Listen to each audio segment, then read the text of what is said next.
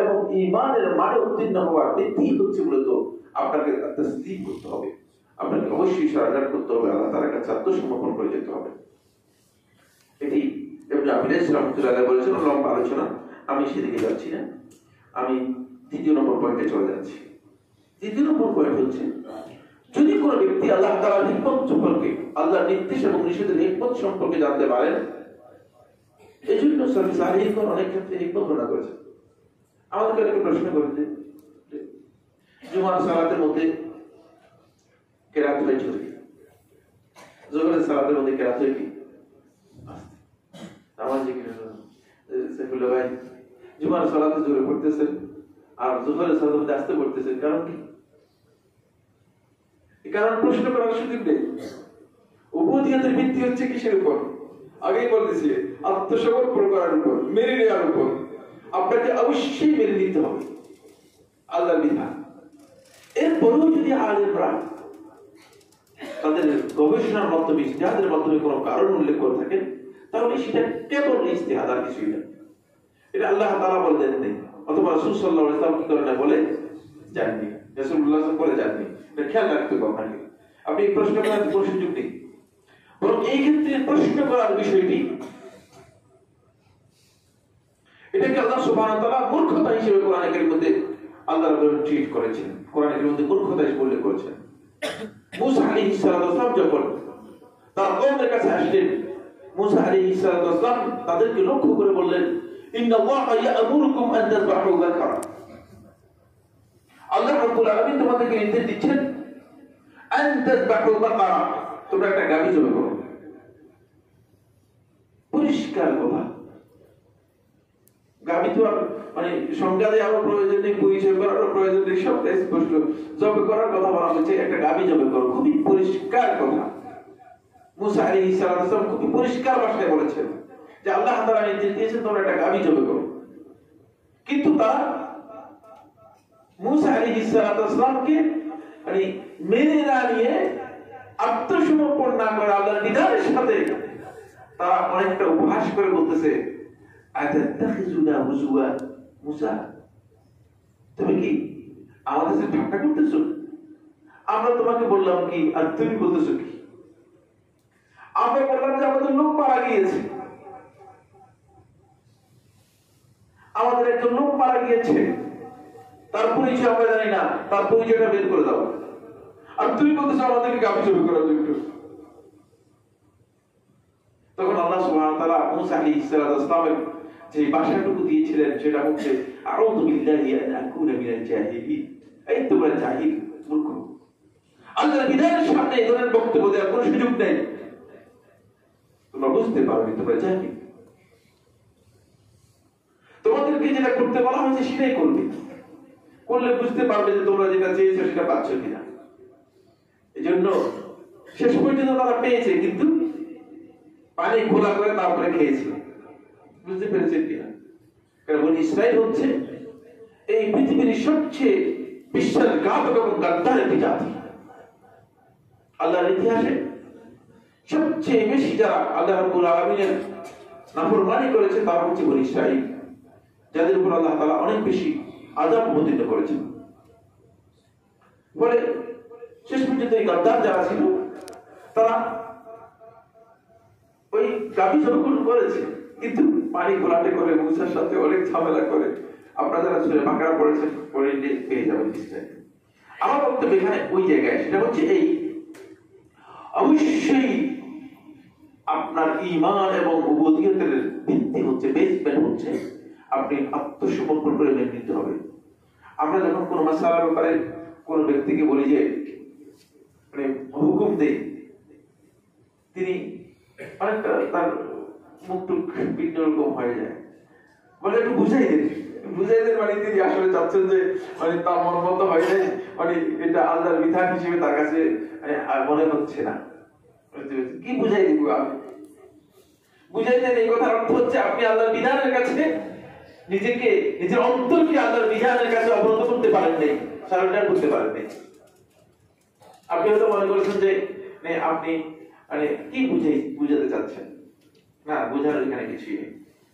দ্বিতীয় নম্বর যে পয়েন্টটি নিয়ে কথা বলছিলাম সেটা হলো এই হিকমত গুলো যদি আমরা জানতে পারি, সামনে আলোচনা হবে হিকমত গুলো, আলোচনা করবো হজের আর মানাসিকের হিকমত গুলো কি, বুঝতে পেরেছেন?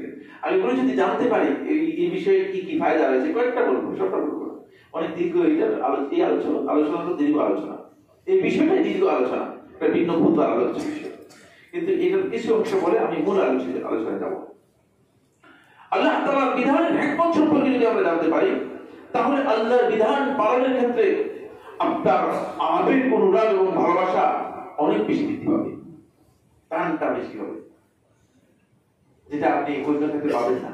এই জন্য হিকমত যখন জানবেন, তখন আপনার কাছে মানে মনে হবে যেন এটা আমার পুরাতন কাকু, অন্তরের মাইল টানটা, অনুরাগটা আপনার অনেক বেশি বৃদ্ধি পাবে।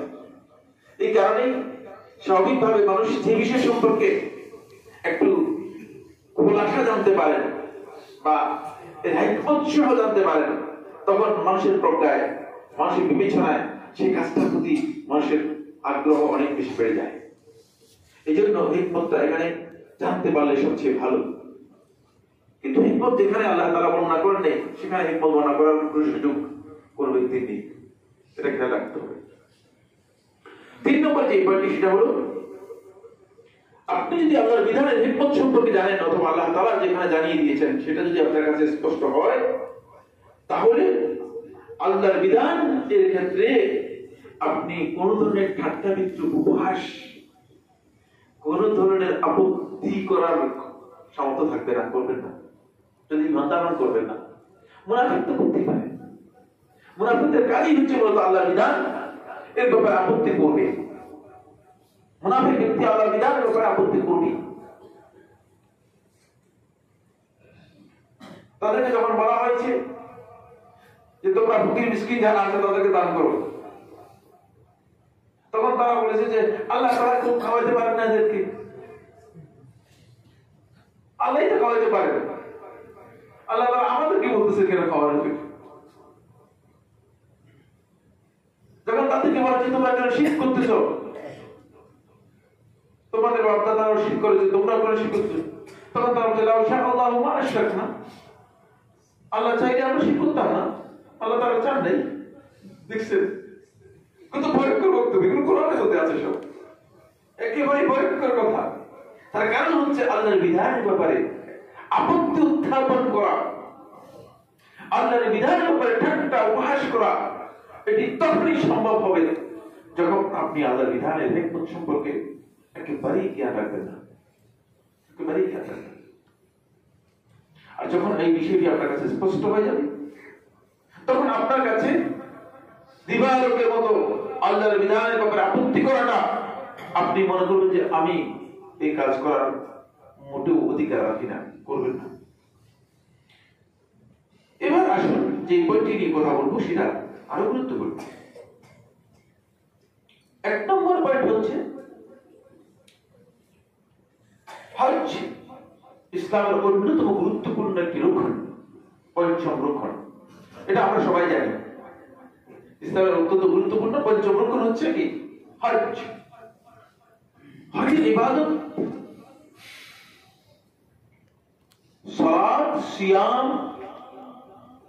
যাকাত সহ মৌলিক যে ইবাদতগুলোর স্ট্রাকচার আছে, ইবাদতগুলোর যে বৈশিষ্ট্য এবং সিফাত রয়েছে, সেগুলো থেকে সম্পূর্ণ আলাদা,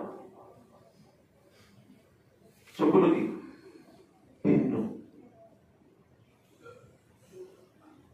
প্রথমেই আপনার শুরু হচ্ছে আপনার কাপড় চোপড় খুলে আপনি আগেই নিজেই নিজের পরিচয় কাপড় চোপড় খুলে আপনি দুটি সাদা কাপড় পরে আপনি বিভিন্ন আকার ধারণ করেছেন।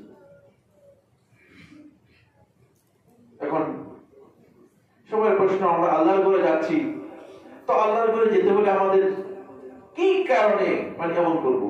আমরা তো আল্লাহর ঘরে যেতে স্বাভাবিকভাবেই যেতে পারি, আল্লাহর ঘরের জন্য যাচ্ছি, এখানে তো আরো ভালো পোশাক টোশাক পরে যাওয়ার কথা। আর যুক্তিতে এটাই বলে খুশুসিনাতাকুম ইনদা কুল্লি মসজিদ, তোমরা যখন সালাতের জন্য মসজিদে যাবে তোমরা সুন্দর পোশাক পরে যাবে। পোশাক খুলে গিয়ে আপনি যাচ্ছেন আল্লাহ ঘরের জন্য। সেকেন্ড প্রশ্ন আসতেছে, তবে ভয়ঙ্কর প্রশ্ন। বলছি দেখেন, আমরা একটা মূর্তির পূজা করতেছি, আপনারা একটা ঘরের পূজা করতেছি। ঘরের চতুর্দিকে করতেছেন কি আর?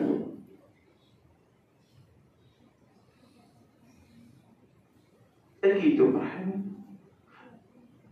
এটা যেহেতু হিকমতগুলো সম্পর্কে আমাদের জ্ঞান নেই, বুঝতে পেরেছেন কিনা? এই জন্য এই প্রশ্নগুলো, আপত্তিগুলো এই জায়গাতে এসে দাঁড়িয়েছে।